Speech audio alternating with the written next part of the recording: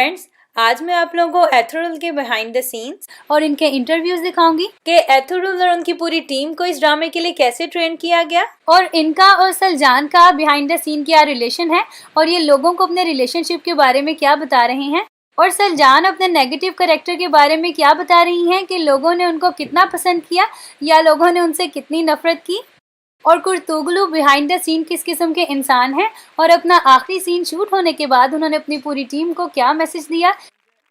And last but not the least हम बात करेंगे इस ड्रामे के सबसे पावरफुल और सबसे फेवरेट कैरेक्टर सुलेमान शाह की कि वो बिहाइंड द सीन कितने इमोशनल इंसान हैं और क्या वो रियल लाइफ में भी इतने पॉजिटिव और इतने पावरफुल इंसान हैं। Ben Kayıboyundan Süleyman Şahoğlu Ertuğrul। एंजन अल्तान बताते हैं कि ये स्टोरी तब की है जब एथरल 25 से 30 साल के थे और वो कहते हैं कि उन्होंने अपनी लाइफ में बहुत से डिफरेंट तरह के सेट्स देखे हैं लेकिन इतना ज़बरदस्त सेट उन्होंने अपनी पूरी लाइफ में नहीं देखा। इन्होंने सेट में बहुत बड़ा कबीला बनाया हुआ था और इनका यही सिर्फ शूटिंग स्पॉट नहीं था बल्कि और भी इनके डिफरेंट जगहों पर शूटिंग स्पॉट थे जहाँ पर ये जाकर शूटिंग किया करते थे और ड्रामे की शूटिंग से 3 महीने पहले इनकी पूरी कास्ट को हॉर्स राइडिंग की ट्रेनिंग दी गई और साथ ही साथ इन लोगों को तीर कमान और तलवार से कैसे फाइट किया जाता है वो भी सिखाया गया और इसके लिए कजाकिस्तान से कोई स्पेशल टीम बुलवाई गई थी इनको ट्रेन करने के लिए। और वो बताते हैं कि मैंने कभी सोचा भी नहीं था कि मैं घोड़े पे बैठकर तीर कमान भी चला सकूंगा लेकिन वो कहते हैं कि एक्टिंग की यही ब्यूटी है कि मैंने सीखा और मैंने किया और अब मेरे लिए कोई भी मुश्किल काम नहीं है। इनकी कास्ट इतनी बड़ी थी कि इनके कबीले में 5,500 टेंट थे यानी कि इतने ज़्यादा लोग थे इसलिए उन्होंने उन लोगों को स्मॉल ग्रुप्स में डिवाइड कर लिया था और हर ग्रुप को उन्होंने डिफरेंट ट्रेनर्स दिए हुए थे ताकि वो इन लोगों को फाइटिंग और दूसरी स्किल्स सिखा सकें।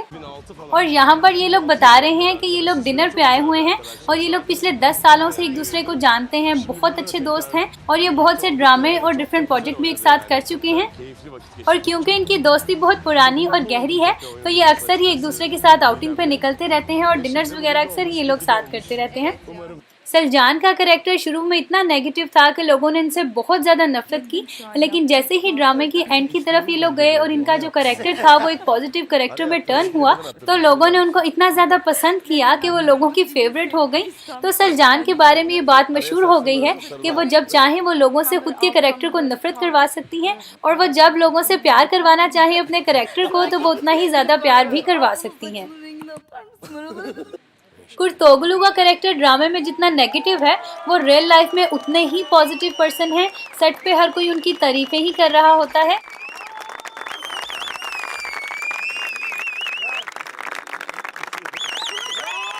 जब उनके आखिरी सीन की शूटिंग डन हुई तो उन्होंने खड़े होकर सबको कहा कि मैं इतने सालों से एज एन एक्टर काम कर रहा हूँ लेकिन मैंने इतना अमेजिंग टाइम अपनी लाइफ में कभी नहीं गुजारा।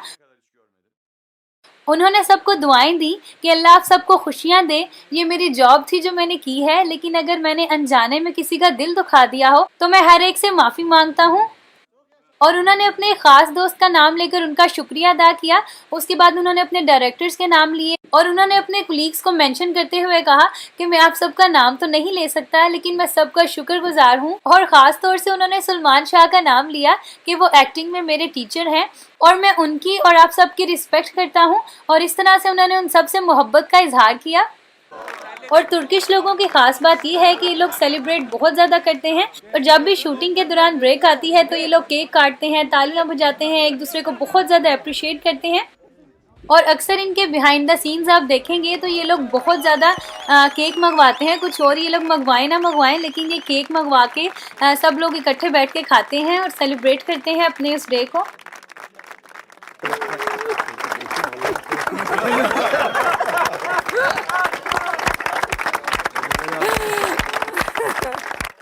सुलेमान शाह रियल लाइफ में भी बहुत ही ज़्यादा पावरफुल और पॉजिटिव इंसान है लेकिन इसके साथ साथ वो बहुत ज़्यादा इमोशनल भी हैं और वो अपना कैरेक्टर इतने दिल से प्ले करते थे कि सीन डन होने के बाद अक्सर उनकी आंखों में आंसू आ जाते थे।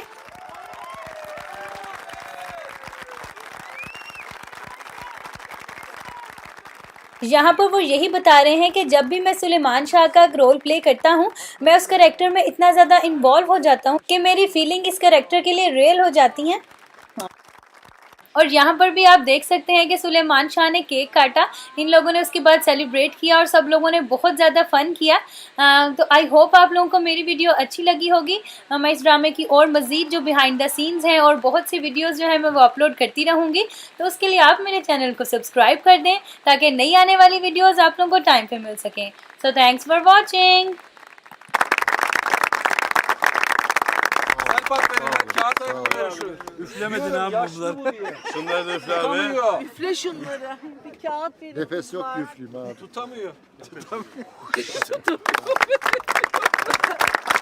Çok sağ olun.